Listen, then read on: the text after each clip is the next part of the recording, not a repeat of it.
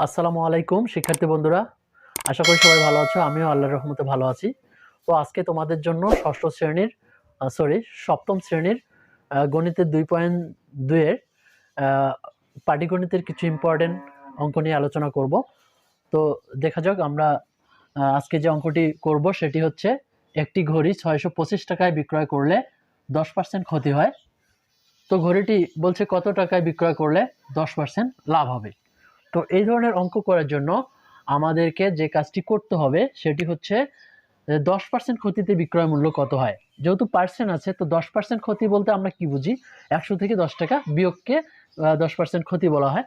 তো লিখবো যে অঙ্কটি আমরা শুরু করব যে 10% ক্ষতিতে বিক্রয় মূল্য 10% ক্ষতিতে বিক্রয় মূল্য 100 বিয়োগ 10 সমান 90 টাকা। 90 টাকা। তো এখানে আমরা দেখলাম এটি হচ্ছে বিক্রয় মূল্য, আর এখানে যে ঘড়িটি 625 টাকায় বিক্রয় করা হয়েছে, তার মানে কি এটাও বিক্রয় মূল্য এবং এটাও বিক্রয় মূল্য। তাহলে আমরা লিখব যে বিক্রয় মূল্য 90 টাকা হলে ক্রয় মূল্য কত টাকা? 100 টাকা। তো বিক্রয় মূল্য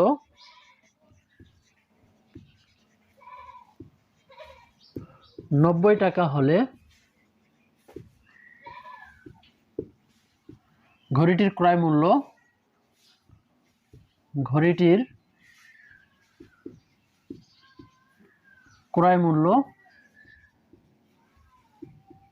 100 টাকা। 100 টাকা।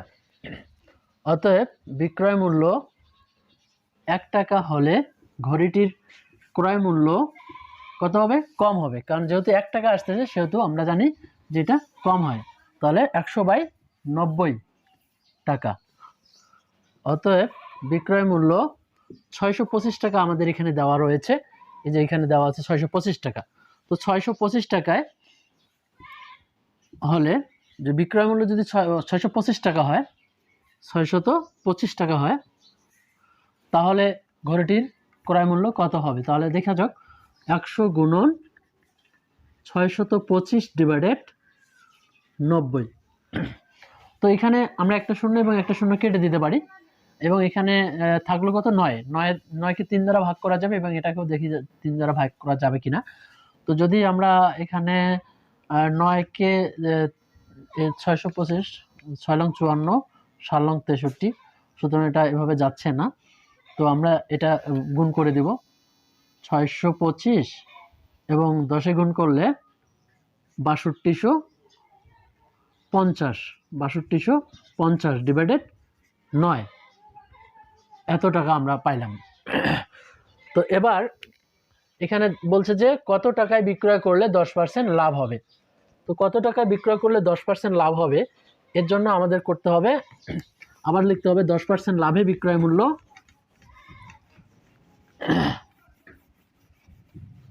লিখতে হবে। আবার আমরা এটা মিশে দেই,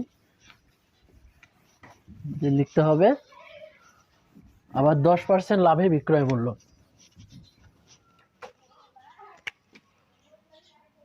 আবার 10% লাভে বিক্রয় মূল্য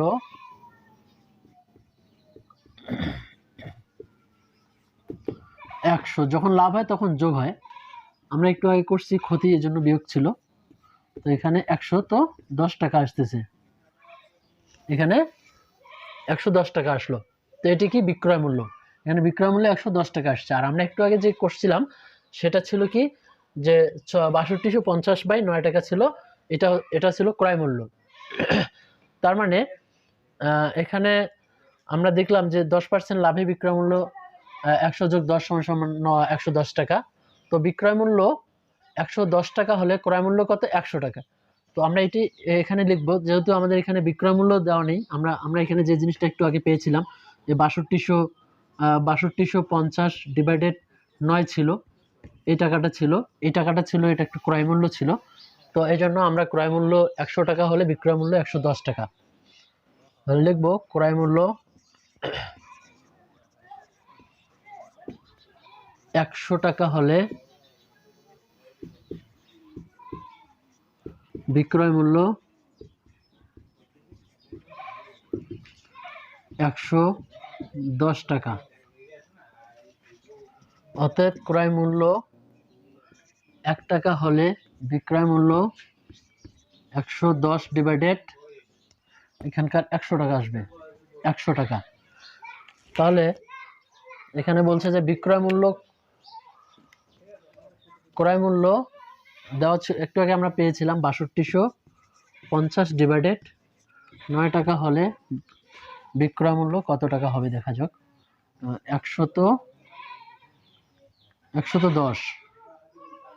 110 গুণন এই 6250 আর নিচে আসতেছে 100 সঙ্গে গুণ করে 9। তো দেখা যাক এটা এখন আমরা কি করা যায় দেখি। মানে কাটাকাটি করলে এখানকার একটা শূন্য, এখানকার একটা শূন্য কাটা যাবে, এখানকার একটা এবং এখান একটা কাটা যাবে। তো এখন 11 দ্বারা এটাকে গুণ করে 9 দিয়ে যদি আমরা ভাগ দেই তাহলে কত আসতেছে আমরা একটু ভাগটা করে দেখি। 11 দিয়ে 625 গুণ করতে হবে। তাহলে 625 গুণন 11 ভাগ 9, তাহলে আসতেছে 763.88। তার মানে এটা 763.88 আসতেছে। তো এটা তার মানে এটা একটা সমস্ত আকারে আসবে ভাগ হিসাবটা। তাহলে আমরা গুণটা করে নেই, 11 দিয়ে গুণ করে নিই। 625 ভাগ 625 গুণন 11 অর্থাৎ 6875 বাই 9। তো এটাকে আমাদের এখন ভাগ করে দেখাতে হবে। এটার ভাগটা কত আসতেছে আমরা একটু দেখব যে এটি এখন আমরা এটা ভাগ করে দেব। কত পাইলাম? 6875, 9 ভাগ 6875। তাহলে 6 লং 7 লং 63, 8 লং 72, 7 লং 63, 7 দেব 63, বিয়োগ করলে 5, 7 আসবে। এবার 6 লং 54, 6 লং 54 বিয়োগ করলে 3। এবার আমরা নামাই নেব 5, 3 লং 27, 4 লং 36, 4 দেওয়া যাচ্ছে না, আমরা 3 দেব, 3 লং 27। তাহলে বিয়োগ করলে 7 আছে 15 করিতে 8, হাতে 1, 3 দিন মিলে গেল। তাহলে আমরা কি পাচ্ছি? উপরে 8 নিচে 9, উত্তর 763 সমস্ত 9-এর 8 টাকা। তো ধন্যবাদ।